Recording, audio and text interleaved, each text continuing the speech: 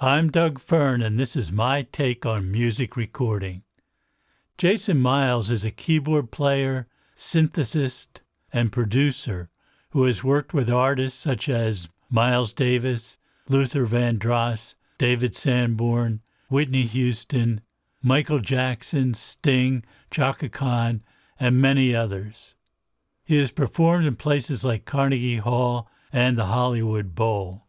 His long career in the music business goes back to the 1960s. I asked Jason to tell the story of his evolution through the decades. Well, I mean, when I was young, I wanted to play an instrument, and my parents, they thought that the accordion looked pretty good, and I didn't. I wanted to play drums. And they wanted to, have me do, a normal instrument. Guitar, no guitar. The calluses on the finger. I wanted the Jewish prince to get anything going on, And so I got an accordion. I started playing like when I was 7, and as it was going on, I was playing. But by the time I was 12. And I had really gotten good on the accordion. By the time I was 12, I was tired of it, man. I was seeing piano players play really hip music, and I was seeing organ players play Jimmy Smith and stuff like that. And I wanted to change, and so actually I wanted to play organ, and so I ended up getting an organ, and my parents got me an upright piano. I started going from there. I mean, there was so much music in New York anyway. Tons of music there was. So the reality is that I was in the middle of so much stuff in New York, even when I was young. My parents bought albums. They bought like all these different albums. Jackie Gleason in the orchestra. So Terry Gibbs. So I got to hear like a lot of music and everything. And I love music. But as time went on, the Beatles came, and I think that when the Beatles came, honestly, I think that was the big wake-up sign, like, wow, this could be cool to be in a band. And so I started playing in bands, and I was playing the organ in bands. And I was studying piano also. And then I started studying piano with like a great jazz pianist named Rector Bailey, who lived in Brooklyn. He really opened up my eyes to the chord changes and all that stuff like that really created the music. Unfortunately, I didn't stay with him for the more than 2 years, because then I went off to college because I didn't want to go to the war. So I went to college, and I couldn't get out of the draft. So I ended up going to college, and in college I didn't like what was going on in the music program at Indiana State University. So I was going because I was thinking in a whole other way. I came from a very progressive music scene, and now all of a sudden, I'm going backwards in what it is, and so. The reality is that, I started listening a lot more in college because I had all this time to myself because there really wasn't a lot to do. And then when I met Kathy, my girlfriend, we would just hang out and listen to records, smoke pot, do all of this, stuff to get into music. And right down the road from me was the Columbia Record Club. They had warehouses full of albums. Everybody got their stuff in the mail, And so what happened was that, Kathy, when she graduated, she started, and I had a keyboard out there. I had sold my stuff in New York because my parents were moving to Florida, so I had a keyboard, and so I started really, really, really listening to music, on records, because I would go and I would get the albums for $1 a piece, and I'd get all these amazing jazz albums and other albums when everybody was buying rock and country. I was buying CTI records and Atlantic Jazz, Columbia Jazz, also rock records. Also, I love rock. I love The Who. And back then I liked the Grateful Dead and Jeff Beck, I Sly and the Family Stone. I mean, I was listening to all the bands, of course, the Beatles and everything, But also I should go back a little farther and say that I used to play in New York at a lot of like Sweet 16 parties and graduation parties and school dances and temple dances. And then my band would go away to the Catskill Mountains during the summertime, and certain weekends and holidays we'd go up there and we'd play. And it was a whole other kind of musical education for me, saying, man, this is the life, man, I don't have to get up until 12, I can hang by the pool and then go to work tonight and play for 3 hours, and then I'm done, and I love playing. And so, it's something I wanted to do, but like I said, the whole, I worked in all the very cool Jewish hotels, it was a real scene. I saw a lot of music up there also. Jason, what, this was like in the 60s, late 60s? Yeah. Yeah, this was my first year in the Catskill Mountains was 1966. So I did 67, 66, 67, and 68. Did something else the summer of 69, and then I went to school. Yeah, I was in the 60s, during the amazing time for music, because things in the country were really terrible in the 60s. There was a lot of unrest, there's a lot of social unrest, man, and assassinations, Martin Luther King, Bobby Kennedy, Malcolm X, all of this stuff, man. And it was really upheaving the country, but music was what really held us together. Was so much great music. We depended on music to listen to that, and that kind of lifted the mood of the moment, Yeah, during that time, I remember every single day you could turn on the radio and hear something you never heard before. It was so foreign sounding until you sat down and listened to it for a bit, and then it became familiar and comfortable.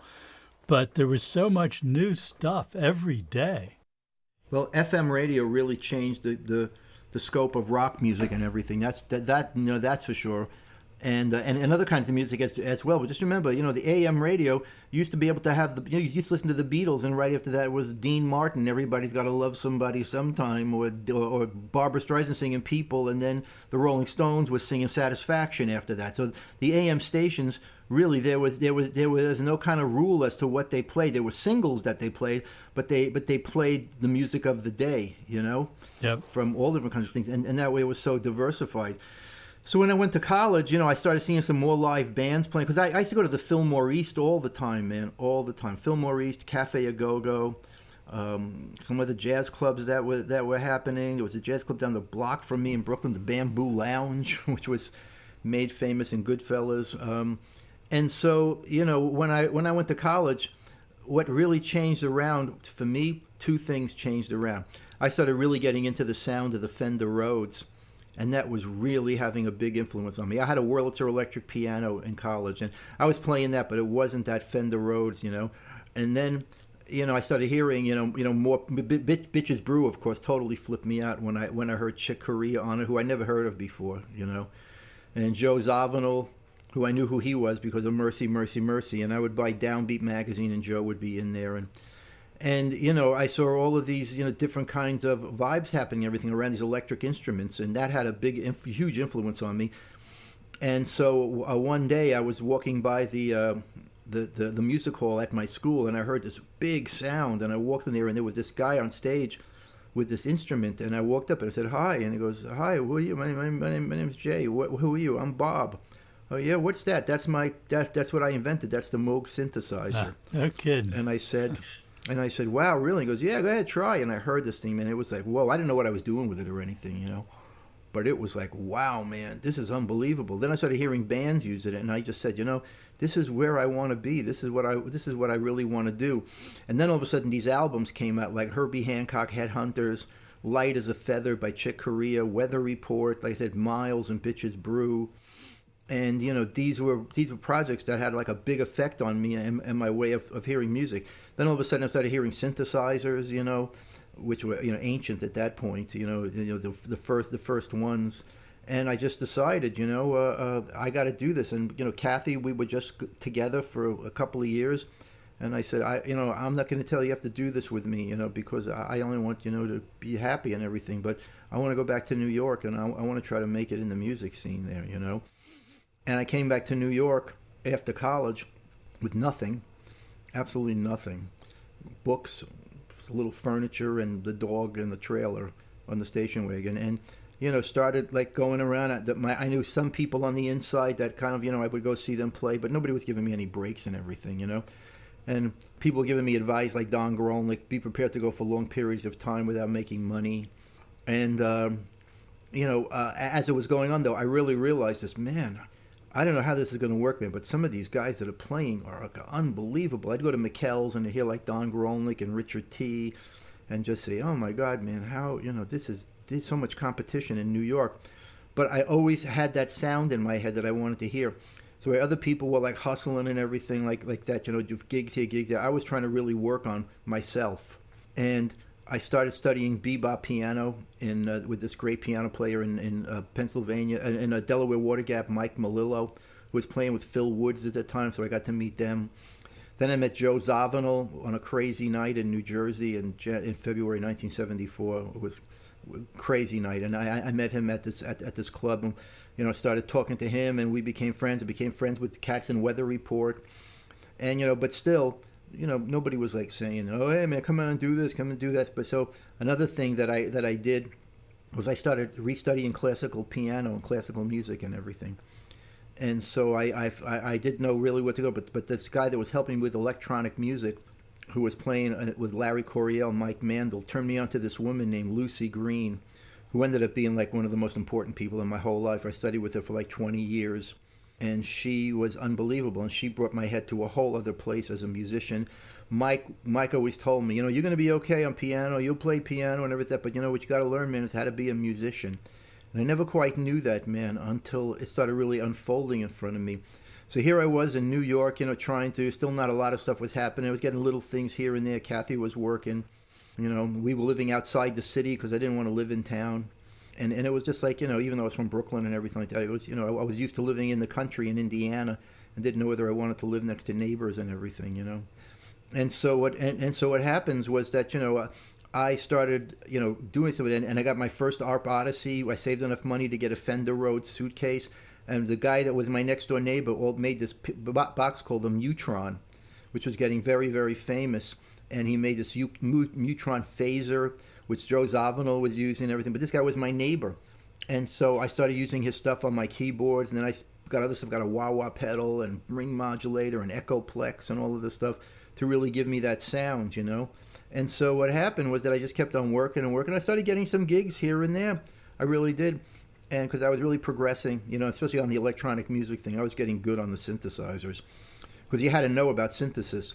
And then what happened was the Prophet 5 got introduced, the polyphonic synthesizer, and the same guy that hooked me up with Lucy knew a good hookup in San Francisco, and I ended up getting a Prophet 5. It took me like 8 months to get because it was so hard to get. But I got one, and that changed everything because now I was programming my own stuff, and I was making sounds, and I was making, music happen with this thing, and you were able to save your programs even though they got dumped a bunch. It was a new technology, and I was right there with it, man. And people were hearing my stuff, and they go, "Well, it doesn't sound like the instrument that I got." Well, that's because I've reprogrammed all the sounds, and they go, "Wow," people were flipping out because they didn't know the capability of the instruments because they were only listening to what was there. They weren't synthesists, and I was rapidly approaching of being a keyboard player synthesist, And so what happened was that, one day I knew this piano player named Kenny Kirkland. He was an amazing player, unbelievable player, man. He was, younger than me, a little younger than me, a couple of years, but he was something else, man. And so Kenny and I used to hang and everything a bunch, because I admired him so much. And he's a crazy, crazy dude, you know what I mean? Fun, and a monster player. And so what happened was that he called me and goes, I got this Japanese record date coming up. I'm going to be playing synthesizers on them. I'm going, that's great, man. He goes, yeah, except I really don't know about synthesizers. I know about the Mini Moog a little bit. I know about the Prophet and all that other stuff. And you got that together. So I was wondering, man, why don't you bring some gear down to the studio, and you'll work the synthesizers, you'll get the sounds and everything, and then I'll do the parts that they want me to do, and we can do this together and everything, and I'll give you $500. And I said, $500, man? It was 1979. It was like, yeah, I'll take $500, So I brought my Prophet 5, and at that point, I had another synthesizer also, and I brought my ARP Odyssey. Went to the studio, man, and they were loving it. They were just loving it, man. They were going, oh, sound amazing, amazing. Because I knew how to make the sounds. And so Kenny goes, wow, man, this was really great. You should do this kind of stuff, man. And that's kind of launched my career into programming, synthesizers, because there were a lot of keyboard players with synthesizers, but not a lot of keyboard players who were synthesists as well. And there were a small group of us that really got into it, And so I got a Prophet 10. I got some other stuff happening, And I started getting more gigs, but still not like the super A-level gigs, because it was closed. It was like so political, And people would be getting gigs. And then, one day in 1984, I was with Kathy, and we had a terrible day. I mean, it's freaking terrible. We lost money on a project that I've been working on for like 3 years of our songs. We started writing songs together because she was a phenomenal lyricist. And we were really like, getting in tune with each other, even more so after being together for over 10 years at this point. And so what happened was that I started, thinking, what are we going to do from here? Because my lawyer did a deal for me where, where I made $1,000 and spent $5,000 to do the deal. It was ridiculous. And so we went to this restaurant on her birthday, January 24th, 1984, and walked in the place. And my favorite sushi chef was there, and he would take care of us because we didn't have a lot of money. And I sat there, and Kathy looked at me, because it was a big sushi bar, and she says, "Look at the end of the sushi bar over there." I go, "Yeah." She goes, "You know who that is?" That's Michael Brecker. And of course, I knew Mike. He played on my album and everything, my first album, Cosmopolitan, it's in 1979 when I got my Prophet. And I had, I see him around town and everything like that, but and we'd say, "Hey, man, what's happening?" But but we weren't like really close friends and everything. We were more like musical acquaintances. But he had, this is no secret, he had issues with the substance abuse, and so he got out of rehab, and everybody says, "Oh man, Mike Brecker is doing amazing, man. He's doing so good." I'm going, "I'm so happy." He goes, "Yeah, man, he's killing it, So I see Mike, and I walked to the end of the sushi bar and I said, "Hey, Mike, man." He goes, "Oh, Jay, man, whoa, what's happened? Wow, I was thinking about you a couple of weeks ago." I'm going, "Really?" And he goes, "Yeah, I was thinking that if anybody knew about MIDI and what was happening with synthesizers, that you were the guy." And I started laughing. "Well, I'm pretty knee deep in it, man, And he said, "Oh, I can't even find the DX7." And I said, "I'll get your DX7 tomorrow." "It's impossible. Nobody can get a DX7. "I'll get your freaking DX7 tomorrow." And so I said, "Well, why don't you come down and join us for dinner for Kathy? It's her birthday." "Oh, I'd love to." So we came down and we started talking. He was telling me about Steps Ahead. He was doing an album. And so, he was there and he goes, "Can you really get a DX7? I said, "Kathy, will you tell him I can get him a DX7? He can get you a DX7. And she goes, "She knows about it." He goes, "I got freaking people calling my house all day long who wanted to know where I got my DX7, Anyway, my friend had a music store. When I wasn't making money, I developed this little side hustle of I would turn people onto my friend's music store, and he would give me a percentage of the sale. And people were buying shit like crazy back then, man. So I always just tell them, if you get DX7s in, man, you should stash a couple of them, because you never know who's going to ask me. Well, the first person that asked me that saw my DX7 was Peter Frampton, And that's in 1984. He was still Peter Frampton. It's a little bit of a vibe. And so what happened was that Peter was, "I can't believe you got me this thing, man." "Yeah, man. No problem." So I said to Mike, I said, I'm sure that my friend's got a couple squirreled away. I told him. He goes, "Wow, it'd be unbelievable." So Kathy goes, "He can get it for you. Don't worry about it." So I called him up, and next he goes, "Yeah, I got one." He says, "You know who Michael Brecker is?" "Michael Brecker? Oh my God, yes." So I want to get this for him. So he sent me to the house, and then like 2 days later, I went over to Mike's house. And he was like, "You're unbelievable, man. I've searched the whole world for this thing. I couldn't find. Nobody had them in stock to sell them. Here, you get this, man. It was amazing." So we really started hanging because he started seeing, "Well, you really know what you're doing with this stuff." I'm going, "Yeah." So he started getting into this thing because he had this wind instrument that Niall Steiner invented, the Steiner phone, that was going to let him interface into synthesizers and everything. And he really wanted to have a portion of him that was electric. He was a jazz musician, but he was also a number of other things. He was a pop saxophone player who can play pop solos, and he really wanted to get into sequencing and that whole deal. And I was there in the middle of it. And what happened was that as time was going on, I was getting calls from people. "Hey, Jason Miles, yeah, hey, I heard you're really good, man, with this stuff, man. You want to come down and do a session for us? Blah blah blah blah blah. A little thing here and there. Okay, wow, okay." So one night, when Kathy was in Indiana, she went back to visit her family. It was in June of I think June 1984. I went into the city because Mike had called me. We were hanging like crazy, and one of the things about me was that I wasn't into drugs. And back then, nobody ever considered pot drugs, so they didn't give a shit. Pot, oh, please, leave me alone with that shit. People were into hard drugs, and Kathy and I weren't into any of that stuff. Where the New York scene was totally ravaged by it, and I wasn't into cocaine and all that other stuff and heroin, and people were.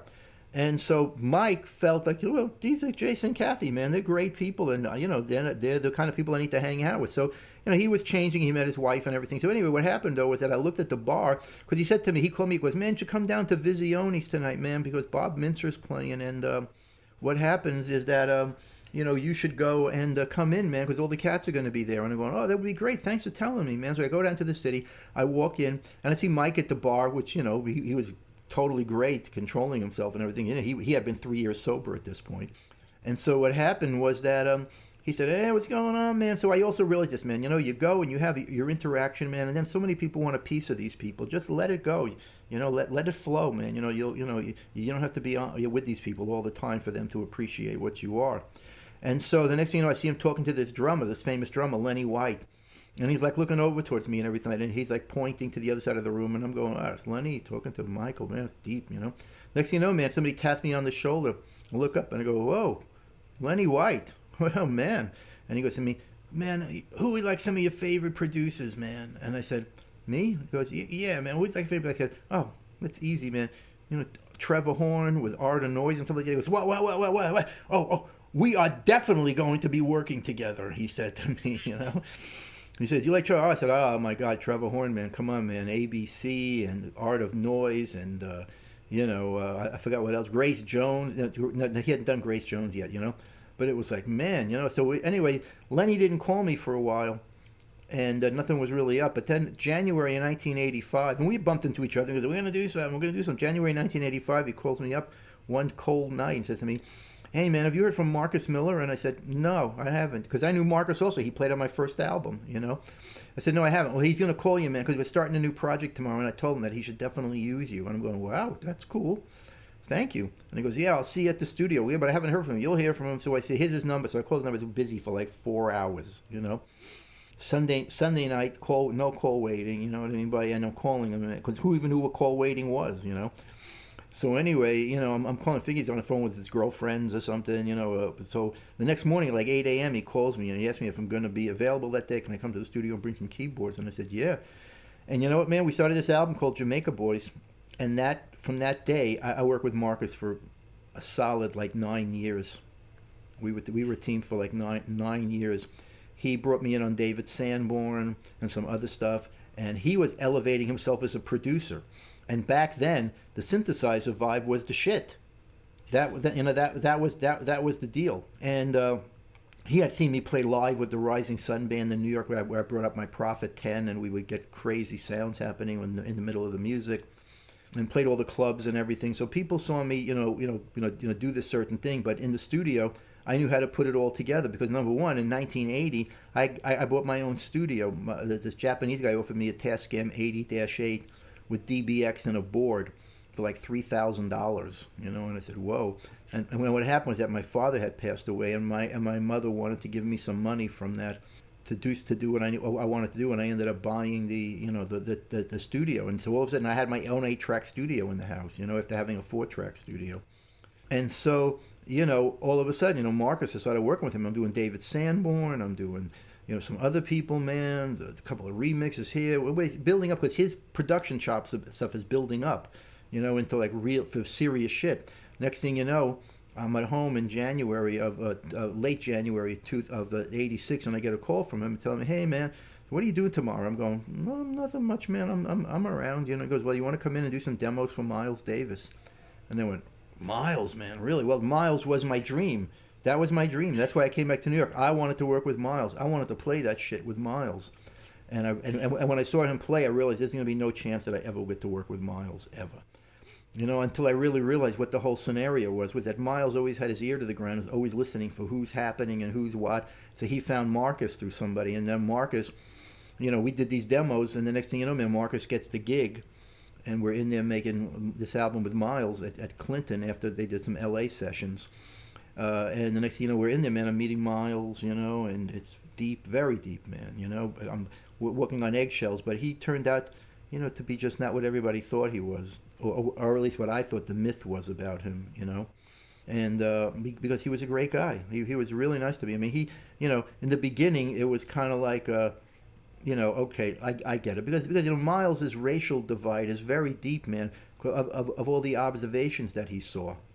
Back in the 50s when he went to Paris and he was treated like a king over there, 5-star hotel. And then he goes a guest of the King of Sweden and everything like that. Comes back, they put him on a movie, Elevators to the Gala with Jean Moreau. He comes back to the United States and he can't use the freaking bathroom in North Carolina, And I mean, so how's he supposed to feel, the day that his, Kind of Blue came out and it's making a lot of noise and people are loving it. He's playing at Birdland and cops beat the shit out of him outside because he wanted to escort this woman to a cab or something like that. To move. He goes, well, I want to bring her to the cabin. He freaking banged him over the head and everything. I mean, these are the things that he saw.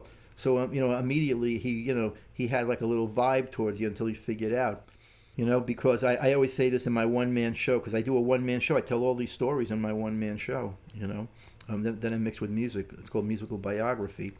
And what happens is that I walk in there to see him. I just said I had to take the step, and Marcus said to me, "You're gonna be here like 5 minutes or 5 weeks." And I said, "Well, I hope it's 5 weeks." And he goes, "Yeah, we all hope it's 5 weeks. We need you. So anyway, I walked in there and I said to him, I looked at Miles, and he was messing around with his trumpet, and I said, "Miles, man, my name is Jason Miles, and those are my keyboards out there. All the stuff that we've been doing is Marcus and myself, and we've been putting together the songs and everything that you've been hearing." And he looks up and says to me, "I like your name." And I went, well, "Thank you very much, man." And they go, "Well, I'm busy." I go, okay, no problem. I go, "Wow, I think I made it through." So he started coming out, and he started checking out, and the stuff was sounding great immediately. When he came out into the room, we were doing this tune full Nelson, and it really was sounding really funky, man. It's totally fresh because it was a whole new fresh thing, because I was working with sampling technology at that point, and when a lot of other people weren't, it was very new. And so I had an emulator too, with a lot of samples and a lot of sounds and a lot of interesting things, and I blend that with my synthesizer rig that I had, because I had a nice little synthesizer rig. It wasn't as big as it expanded to, but it was a nice rig I had. And so we would listen to this stuff and everything. So in the beginning, he kind of like was just feeling me out. So he came up with like a pet name for me, and the pet name was Whitey. Okay. I go, "Whitey, hey, but you know what, man? After we started listening to the tunes, about a week later, okay. Well, first of all, even in the middle of that, he was still nice to me and everything, because he saw what we were doing, but he was always kind of on guard, and a couple of things that happened. We walked in the studio one day wearing this beautiful sweater, gorgeous sweater, and I looked at him and I said, "Miles, man, that sweater is freaking gorgeous." And he goes to me, "Oh, glad you like it, man. You have an American Express card?" I go, "Yeah." And he goes, "Well, maybe we'll go shopping one day, man, but you're going to need it." And I said, "Oh, well, all right, man, and that's everything, So that was because Miles really got me into clothes. He really did. He said, "Just remember, man, it's all part of the show." Mm-hmm. And I was like, you're right. It defines your personality a bit. And so what happened was that, maybe like about a week later, after we were doing Tutu, another incident that happened was that he was drawing a little thing on a piece of paper, a stick figure, and he drew this like little design around it and everything. It was kind of cool. So we just put it on the table, and he was splitting, and I go, "Miles, are you going to do anything with that?" He goes, I was going to throw it away. And I go, "You think I could have it?" And he goes, "All right, give it to me." So I said, "All right, I know what's going on with that." So underneath he wrote "Miles to Miles," and he drew a trumpet underneath that, And I still have it in my studio here. And the other thing, so a few days later he was in there, and and I was used to the Whitey vibe and everything, but all of a sudden he said to me, "Jason, can you change that thing over there? Could you make that different?" And I'm going, "Well, yeah, we can make it different." That was the first time he called me Jason. And I graduated, you know what I mean? I graduated to like Jason. And so we became great friends, and the album was a huge success. I mean, he said it many times, that like Marcus and myself making this album, Tommy LaPuma, saved his career, gave him another life, from making like good money, going over to Europe, making good money, to now making like $1 million freaking dollars, over in Europe. Mm-hmm. He came up to my house one day in like it's summer of 1989 when he just got back from Europe. He called me up one day and said, "Where do you live?" And I said, "Here's where I live." And next thing you know, his road guy, Gordon's calling me up, asking me for directions. So he was hanging out at the house with us and everything. I mean, these were things we used to see him all the time. He was a tremendous, unbelievable influence on my life. That's all I can say. And he embraced my wife, too. He loved Kathy. He just loved Kathy. We used to go over there and hang with him. And, because she never made it a big deal, Mm-hmm. It was like, well, we're going over to Miles' house today, we're going to hang with Miles. That wasn't us, you know what I mean? Mm-hmm. People go, how do you, people, it's so casual. Go to freaking Miles Davis. I'm going, you got to be in the middle of it to see what it's all about. And what it's all about is, just like he's a person, I'm a person, and I just want to, learn and the knowledge that he has, and just hanging out as friends. It's not what you think it is. But you got to get in there first to understand that.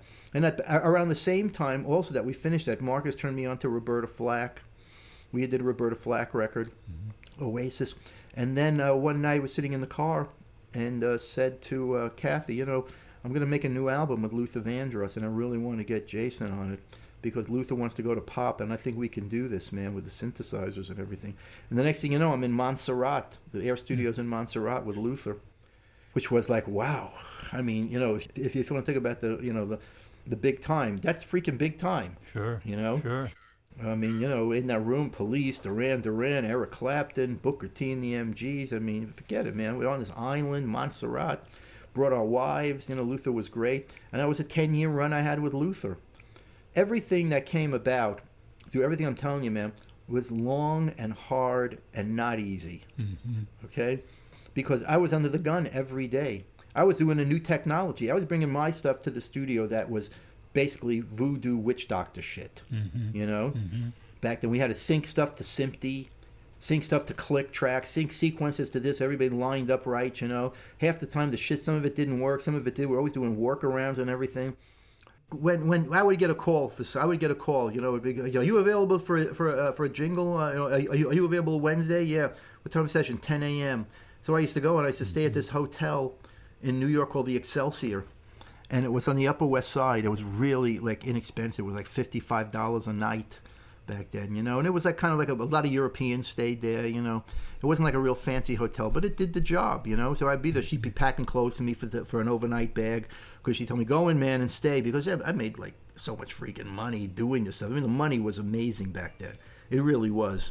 You know, there was no doubt about it. I mean, look, everybody had all this tons of gear, studios. Well, I'm buying this. Well, really, how much is that? Doesn't matter. Just put it on my lease. You know, I mean, it's like, you know, that was like the vibe. You know what I mean? But you know, well, you know, they want me to get a 224X if they're going to book the studio for the next few months. What are you doing? I'm buying the freaking thing today. You know what I mean? You know, I mean, this is what we had. You know, a new synthesizer came out. It was $4,000. I bought it. You know, I had to buy it. You know, all of these different kind of vibes and everything just brought you into the scene, but the money was there.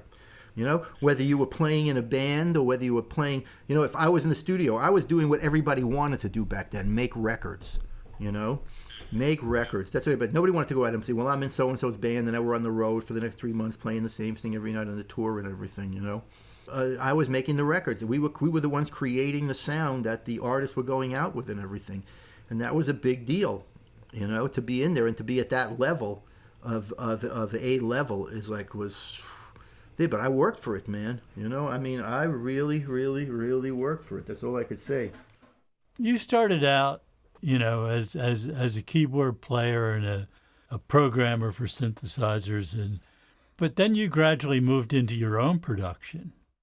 1994.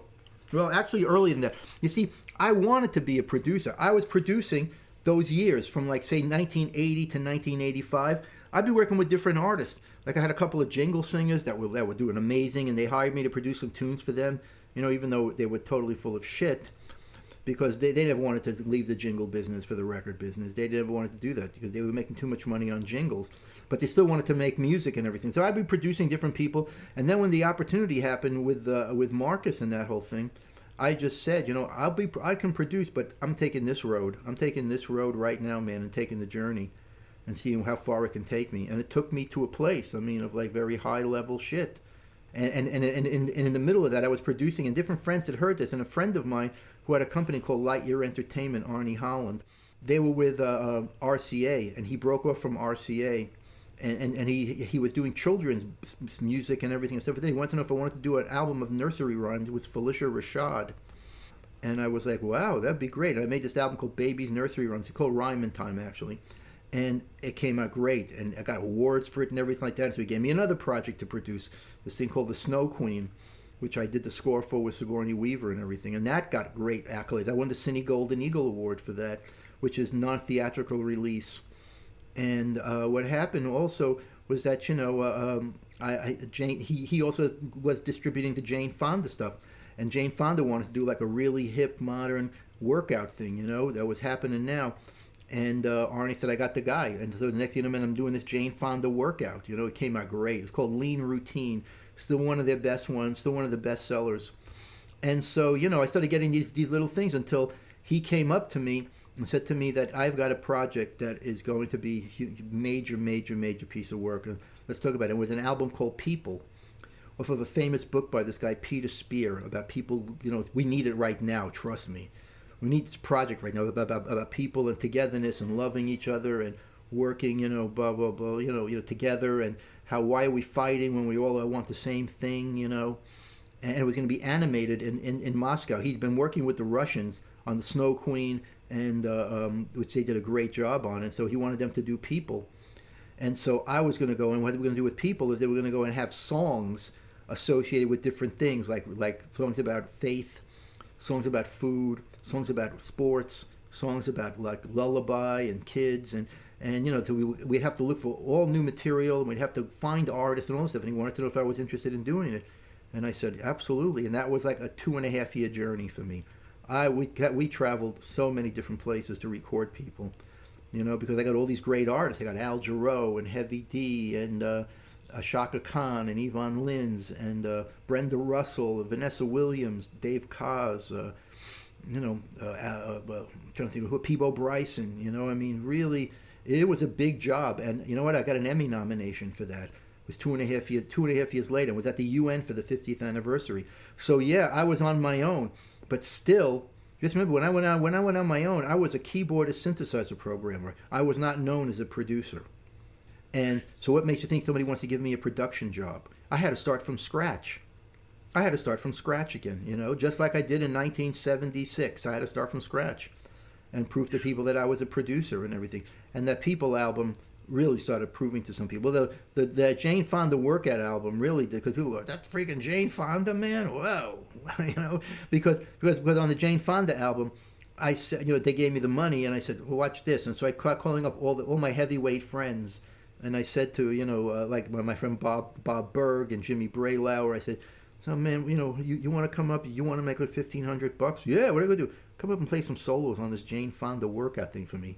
And we'll barbecue, we'll eat this, you'll play some solos. Yeah, well, I'll come up, I'll do it, let's go, We ended up doing stuff, and it came out great. Really came out great. And singers, a whole deal. And so, I was getting a knack for understanding how to go and make these records, because I spent 7 years with, like, Tommy LaPuma also, who was, like, one of the legendary producers. And I watched Tommy put together sessions for 7 years. Now, if you're a freaking idiot, you don't pay attention. But if you're in a situation like that and you pay attention, you're going to learn some stuff. And so when I stopped, the last album I did as a programmer was Michael Jackson History. That was my last gig as a programmer. But, I went in there, and I knew I could have produced him at that point, I produced all these great artists for this People record, and it was a really good calling card for me. And I made a solo album because I wanted to try that. But then I started realizing about, the solo thing is that if the label's not behind you, nothing's going to happen. And I made a great album, Mr. X. I made another one, World Tour, and I just could not get the labels to give me the support that I needed, even though I gave them everything that they wanted. And there was a couple of years there where, like, I was treated. I signed. I didn't sign a deal, but I committed myself to a major label. It was Sony, and I can't get into names, but to do these projects of these arrangements, to make these special arrangements for these songs and have them released, almost like what some of these compilations are. That are homemade compilations they wanted to make.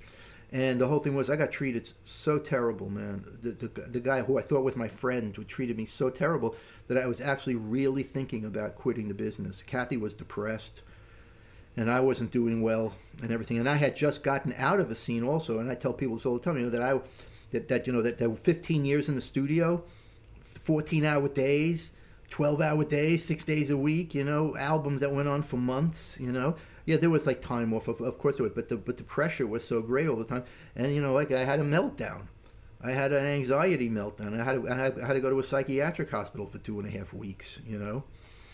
Got me straightened out and everything, and I understood a lot of stuff, and I understood that I'm responsible for myself, man. And so we were going through all of this stuff, and then she was, slipping because she was depressed about how I was getting treated by supposedly friends. But so anyway, I wasn't into doing that much music and everything like that, and I kind of laid back, and she was substitute teaching. And then one day, I got a phone call from Jay Beckenstein, who's the saxophone player in Spyro Gyra. And he goes, "Hey, Jason, hey, remember I told you that if I got a record deal, I want you to produce a couple of songs?" And I said, Yeah, I remember. Well, I got a deal, man, because I got Spyro Gyra on Windham Hill, and they gave me a solo deal. I want to do this solo record. I'm going, wow, it's fantastic. He goes, I want you to do a couple of songs. And I said, to be very honest with you, I don't know whether I'm really up to doing this, man. I'm totally like fried on this. No, no, no, no, no. You're gonna do it. You're gonna do this, man. You're gonna do this. And besides the fact, I need you to do this weather report tune for me, Black Market. And I went, wow, that sounds very interesting. Yeah, you could do it, man. And I did this version of Black Market for him, along with an African tune that was very like world music with African singers and everything. And what happened was that I made this weather report tune, and he comes up to me and tells me, "There it is. There's an album. You got to make an album of all weather report stuff, man. That's what you got to do." And I'm going, "You think so?" And he goes, "Absolutely." So of course I did some demos, and I started shopping it around, and of course everybody turned it down. You know, we're looking for the next weather report. We're looking for the next weather report. You know, I said, if you found the next weather report, you never signed them, because you think it was too much. You don't know what the next weather report is. You know. But what happened was that a guy got me a deal on this label Telarc. And all of a sudden, you know, my production vibe was like starting to pick up steam again. And I picked up a lot of steam at that point, where I got the Yvonne Lynn's deal happening. I have to try to get that for like 8 years. I got a Grammy from that, a Grammy nomination. Then I made an album with Gato Barbieri, and because they had heard my Yvonne Lynn's record and loved it. And I made an album with him. We got a good Latin Grammy nomination. You know, and I started saying to myself, you know, I got to start morphing my stuff into live now, because I've got a couple of projects. And so that's when I started reinventing myself again. So I've reinvented myself like almost 4 times. And it's not easy. I'll tell you that right now. It's very easy to give up. You know, my projects that I've been doing, I've been bringing out playing live. I did To Grover with Love. I did a dedication to Grover when he died.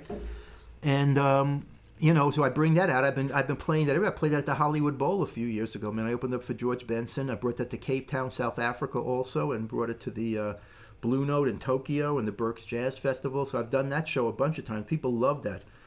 And I've done it in all kinds of configurations. I brought my Celebrating the Musical Weather Report project out there, where I was able to get guys from the Dave Matthews Band to play, because they were off for a year and a half. So Carter Beauford and Jeff Coffin did some shows with me, some big freaking shows, man. We did one for 15,000 people at the Clearwater Jazz Holiday. You know, it was wonderful, man. And these guys were great. They treated me like amazing. And I realized, you know what, I've earned their respect. And that's the whole vibe, man. You have to earn the respect.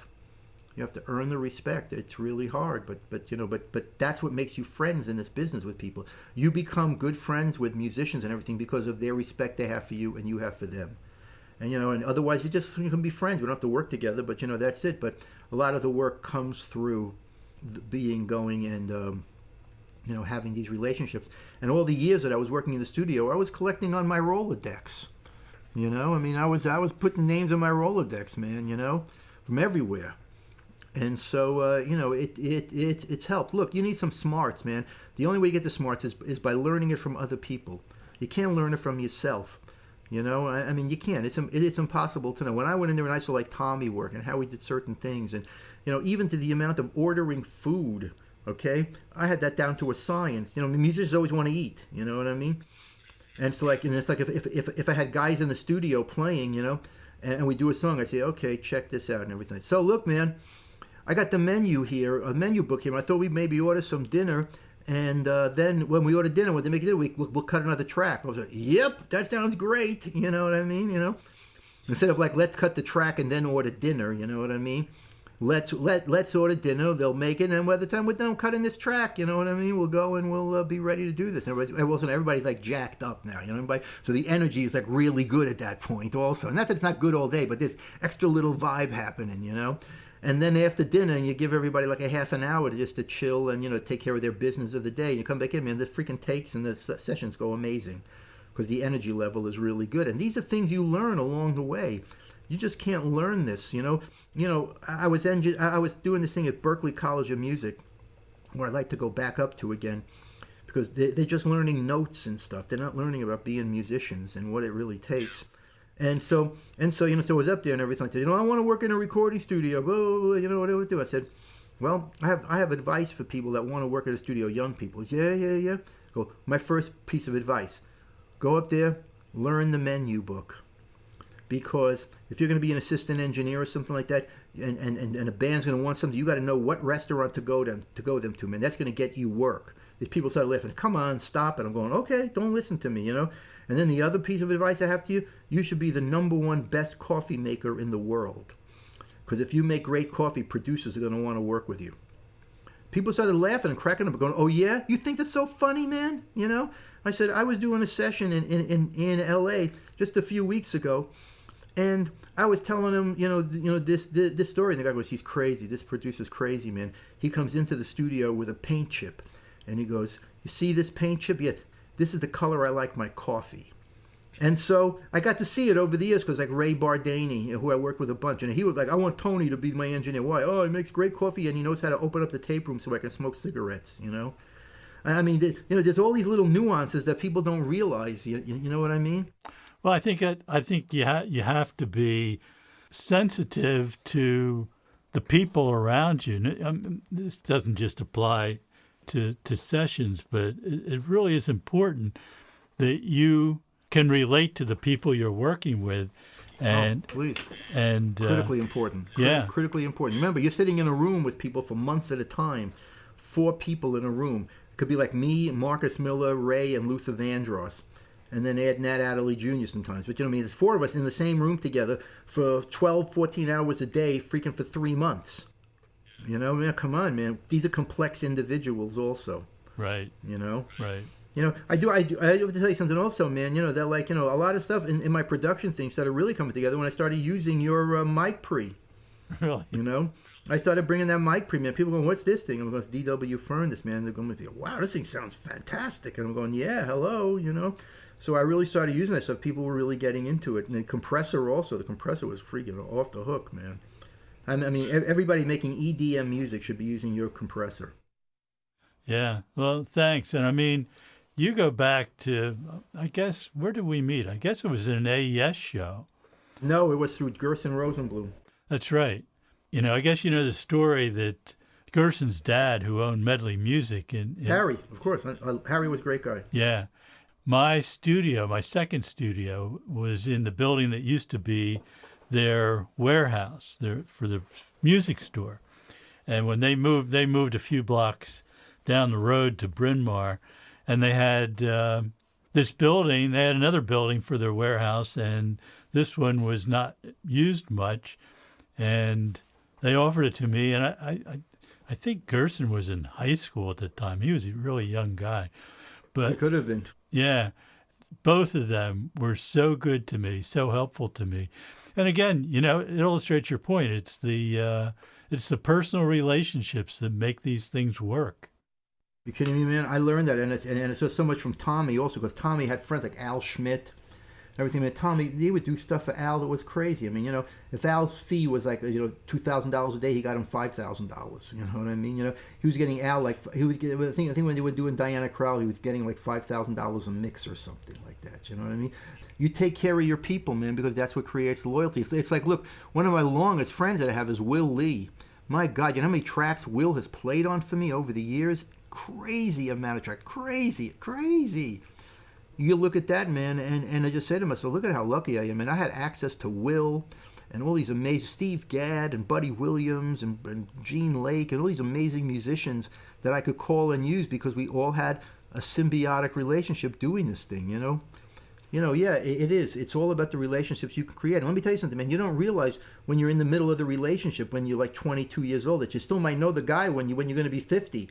And where are you going to be? And that's some of my friends I have. And that's what's so hard about the period we're going through right now, because we're losing some beautiful people, man, and, that are like right in our wheelhouse. I mean, it could be, who knows? Nobody's promised tomorrow, And look, my mother just passed away. She was 92, and everything. And I understand, the realities of it and everything. But when you see what you've got out of this life, and if you're really happy with what you got out of this life, why do you want it to end?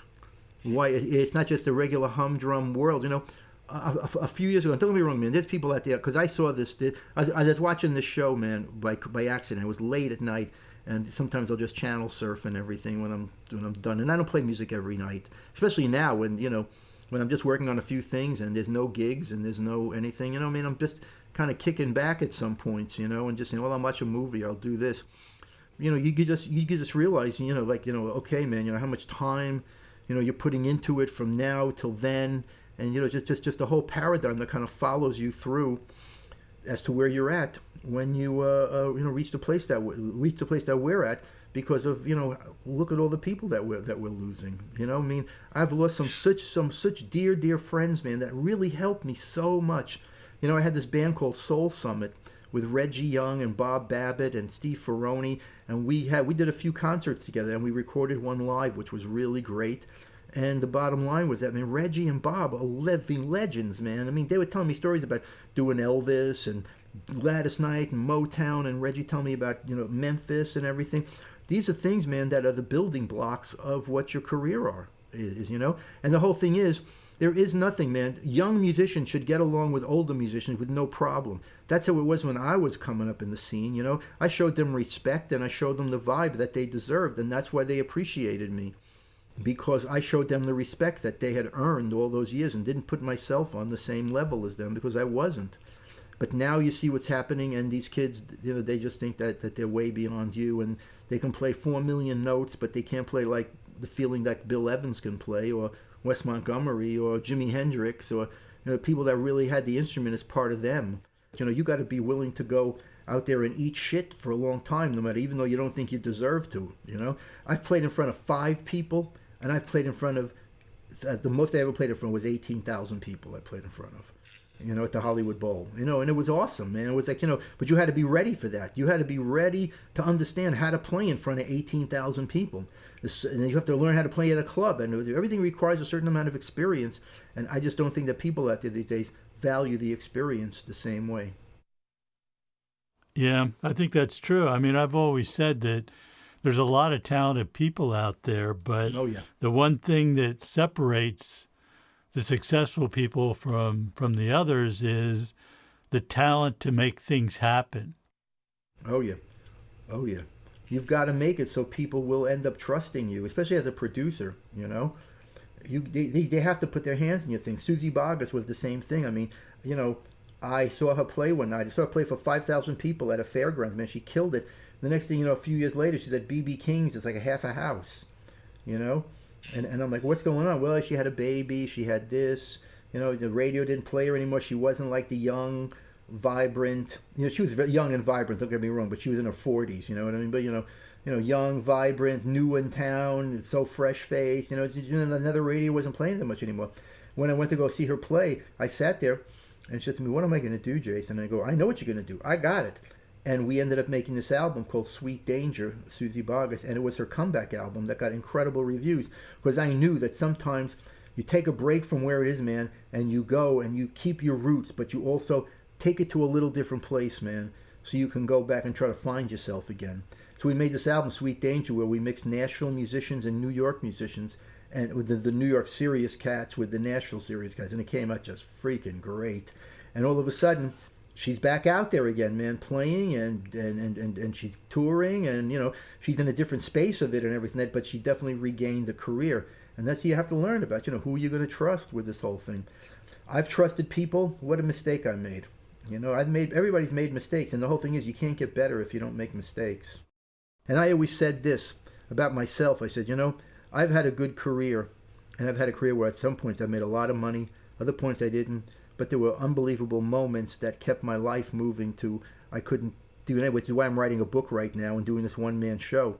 But I never had that moment where I really had that hit it. You know what I mean? By here it comes, the flush of cash coming at you. You know what I mean? Take it, put it away. You know what I mean? And when I mean that, I don't mean like $10,000 or $20,000. I mean like, $300,000, $500,000, from a hit or something like that, And I keep on saying, well, man, it may never happen, but as long as it hasn't, it still could happen. So you always kind of think, and you always have a little hope. Like I put up my new album, Black Magic. So what happened? I put up my album, Black Magic. Gets unbelievable reviews everywhere, man. It comes out March 6th. Reviews, All Music Guide, This Magazine, interviews. They love it. And I'm going to Europe. Here we are. Everything's canceled. I'm starting from scratch again on that. Well, but now I realize, and one of the things that I'm going to be doing is this one-man show where I can just travel by myself. And, and play music, tell the stories, play music, get people into it and everything. I'm going to have a book, solo piano album, and I'm hoping that, until we can get this thing going again, because you're not going to be able to go hear music for 35,000 people for a while. But, I might as well tell the people that we're doing it, that I've got a new song out that I made as a special single, and it's called Pretty World. And it was originally done by Sergio Mendes in 1968. And it was written by this guy, Antonio Adolfo and Tiberio Gasparo, his name is. And they had this beautiful song called Sa Maria. And then Sergio Mendes heard it, and he had the Alan and Marilyn Bergman write lyrics to it in 1968. And it was a beautiful hit for them, big hit, Pretty World. And I was grooving through YouTube one night, and I saw the video for Pretty World, and I said, you know what? This is the song we need right now, man. We need this song to lift our heads up and to make us feel like, we're alive again and everything, because everything's so depressing. So I called up some dear friends of mine. I told them, I want to do this. I want to give all the money away, if whatever comes in. Now, let's hope we can bring money in. But whatever comes in, I want to give to struggling musicians right now at the Jazz Coalition. So we made the song Pretty World, and we ended up doing also a video for it that's wonderful. And it's out right now. It's out right now. And the only thing I wanted to do was to bring some happiness to some people, man, because we're not in that place right now. And I'll tell you something, the response I've gotten on this has been fantastic. From heavy, serious jazz guys saying to me, man, you know what, man, you definitely put a bounce in my step today with that song, man. That's great. And then somebody just wrote on Facebook, a heavyweight jazz critic, because it's not jazz, it's more pop. But they're getting what I tried to do with it, you know what I mean? And it's vocalist Pamela Driggs, her name is. She sang just like Lonnie Hall did in Brazil '66. It's beautiful, man. And so what happens is that this guy. I listen to the song, it makes me want to go put the top down and drive along the shore, And that's what I'm trying to do. I want people to feel that when they feel it, because we're not getting those feelings anymore. I've been talking with producer and keyboard player Jason Miles. Thank you for listening. Your comments, questions, and suggestions are always welcome. My email is dwfern@dwfern.com. This is my take on music recording. I'm Doug Fern. See you next time.